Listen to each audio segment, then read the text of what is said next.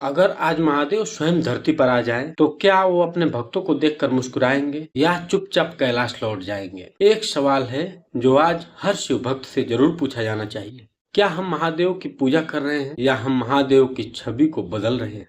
हम कहते हैं कि देवों के देव महादेव, आदि योगी, महाकाल, महातपस्वी, जिनकी एक समाधि से युग बदल जाते हैं, जिनकी एक करुणा से संसार चल पड़ता है, जिन्होंने योग दिया, ध्यान दिया, वैराग्य दिया, संयम दिया, ज्ञान दिया, और हमने उनको किन रूपों में याद करना शुरू कर दिया। कई जगह तो ऐसे गीत सुनाई देते हैं जहां शिव का विराट रूप बहुत पीछे छूट जाता है और उनकी पहचान केवल नशे तक सीमित कर दी जाती है, और फिर कुछ लोग उसी छवि को सच मानकर नशे को ही भक्ति समझ बैठते हैं। क्या यही शिव है? नहीं, शिव वह है जो अपने भीतर के विष को पीकर भी संसार को अमृत देते हैं। हमने उनके त्याग को भुला दिया और केवल प्रतीकों को पकड़ लिया। महादेव का डमरू सृष्टि का धड़कन है, उनका त्रिशूल जीवन के संतुलन का प्रतीक है, उनकी जटाओं से बहती गंगा करुणा का संदेश है, उनकी तीसरी आंख अहंकार को जलाने की शक्ति है, उनका ध्यान मनुष्य को मनुष्य से महापुरुष बनाने का मार्ग है। अगर हम सच में शिव भक्त हैं तो हमारी पहचान कैसी होनी चाहिए? नशे से या नशा मुक्त चरित्र से, दिखावे से या सेवा से, शोर से या शांत मन से,